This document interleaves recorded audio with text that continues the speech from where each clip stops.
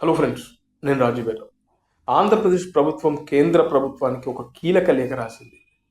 ఉమ్మడి ఆంధ్రప్రదేశ్ నుంచి తెలంగాణ, ఆంధ్రప్రదేశ్ విడిపోయిన తర్వాత అంటే దాదాపు ఇప్పటికి 11 సంవత్సరాలు ఇప్పటి వరకు ఆంధ్రప్రదేశ్కు ఒక రాజధాని కూడా లేకపోవడం అనేది చాలా విచారకరం. రెండు రాష్ట్రాలు విడిపోయిన తర్వాత మొట్టమొదటిసారి 2014లో జరిగిన ఎన్నికల్లో ఆంధ్రప్రదేశ్లో తెలుగుదేశం పార్టీ గవర్నమెంట్ వచ్చిన తర్వాత 2015లో ప్రధానమంత్రి నరేంద్ర మోడీ చేతుల మీదుగా అమరావతి రాజధానిని ఆవిష్కరించారు. ఇక అమరావతిలో అసెంబ్లీ, అదేవిధంగా హైకోర్టును కూడా కట్టారు.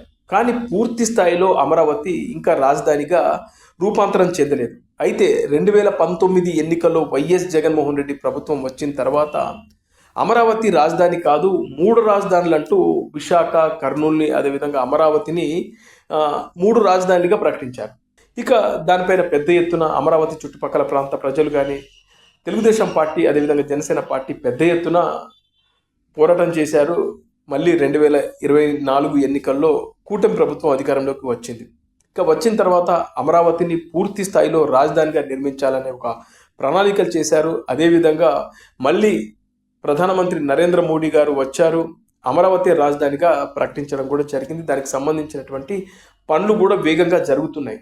అయితే ఈ అమరావతి రాజధానికి చట్టబద్ధత కల్పించాలి. ఎందుకంటే మొన్నటి వరకు 2024 జూన్ 2వ తేదీ వరకు హైదరాబాద్ ఉమ్మడి రాజధానిగా ఉంది. ఇకపై అమరావతి మాత్రమే ఆంధ్రప్రదేశ్కు రాజధాని.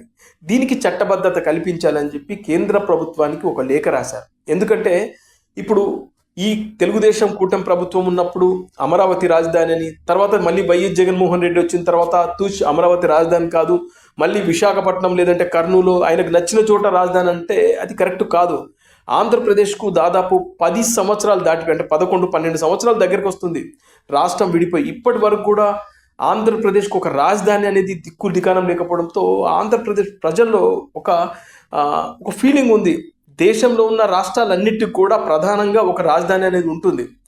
అలా ఆంధ్రప్రదేశ్కు ఒక రాజధాని లేకపోవడం, ప్రభుత్వాలు మారినప్పుడల్లా రాజధానులు మారడం అనేది ఆంధ్రప్రదేశ్ ప్రజలను నిజంగా కలిచివేస్తుంది. అందుకే దీనికి చట్టబద్ధత కల్పించాలి అని చెప్పి కేంద్ర ప్రభుత్వానికి ఆంధ్రప్రదేశ్ ప్రభుత్వం ఒక కీలకమైన లేఖ రాసింది. దానికి రిప్లై కూడా వచ్చింది. త్వరలోనే దీనికి సంబంధించి పార్లమెంట్లో ఒక బిల్లు పెట్టి పూర్తి స్థాయిలో అమరావతి రాజధానిగా కొనసాగుతుంది అనే విధంగా, అంటే ఏదైతే రాష్ట్రం విడిపోయినప్పుడు 10 ఏళ్ల పాటు హైదరాబాద్ ఉమ్మడి రాజధానిగా ఉంటుంది, ఆ తర్వాత ఆంధ్రప్రదేశ్ ప్రత్యేకమైన ఒక రాజధాని ఉంటుందని విభజన బిల్లులో రాశారు. ఇప్పుడు ఎగ్జాక్ట్లీ ఆ విభజన బిల్లులోనే అమరావతి రాజధానిగా ఉండాలని చెప్పేసి, దీనికి సంబంధించి పార్లమెంట్లో ప్రత్యేకంగా ఒక బిల్లు పెట్టాలని చెప్పేసి కూడా ఆంధ్రప్రదేశ్ ప్రభుత్వం కేంద్ర ప్రభుత్వాన్ని కోరింది. కేంద్రం నుంచి కూడా గ్రీన్ సిగ్నల్ వచ్చింది. త్వరలోనే దీనికి సంబంధించినటువంటి ఒక బిల్లు పెట్టడమే కాకుండా ఇక పర్మనెంట్గా ఆంధ్రప్రదేశ్కు అమరావతి రాజధానిగా చట్టబద్ధత కల్పించేందుకు ప్రయత్నాలు అయితే జరుగుతూ ఉన్నాయి. ఇది ఆంధ్రప్రదేశ్ ప్రజలకు నిజంగా ఒక శుభవార్త లాంటిది. ఎందుకంటే ప్రభుత్వాలు మారిన ప్రతిసారి కూడా రాజధానులు మారడం అంటే అది ఇంతకన్నా నిజం ఏముండదు.